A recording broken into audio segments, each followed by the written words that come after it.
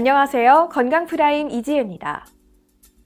우리는 태어날 때부터 자연스럽게 숨을 들이마시고 내쉽니다. 지금 이 순간에도 숨을 쉬고 있죠.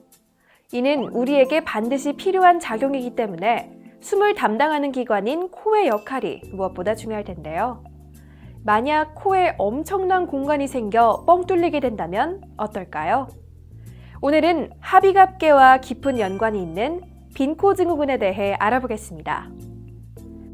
빈코증후군이란 비강점막, 즉 상비갑계, 중비갑계, 그리고 하비갑계 중에서 하비갑계 절제술로 인해 본래 기능인 온도와 습도 조절 기능을 상실해 발생합니다.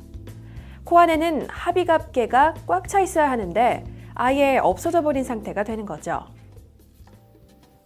하비갑계는 찬 공기의 유입을 막기 위한 과정에서 그 크기가 커지는 발기성 조직인데요.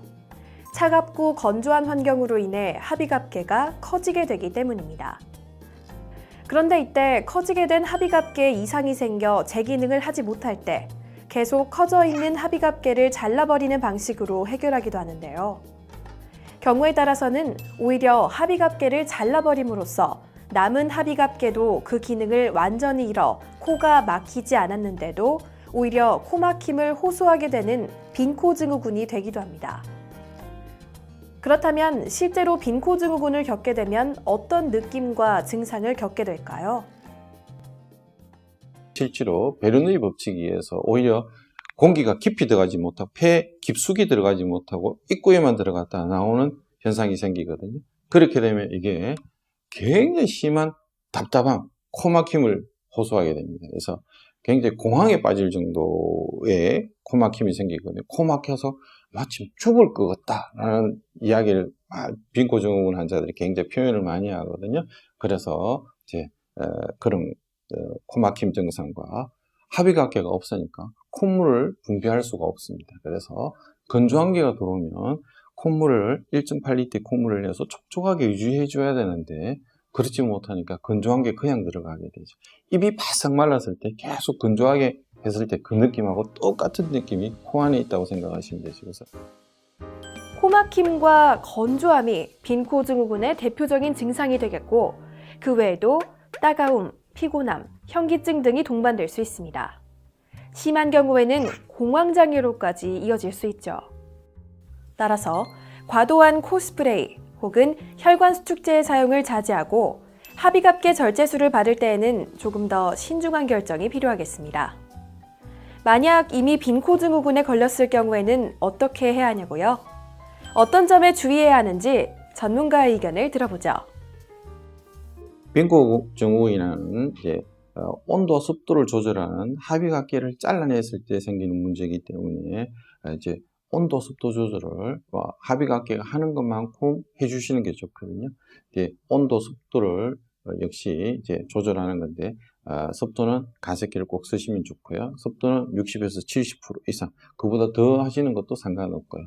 방 안의 온도는 25도 정도 맞추시는 게 좋고요.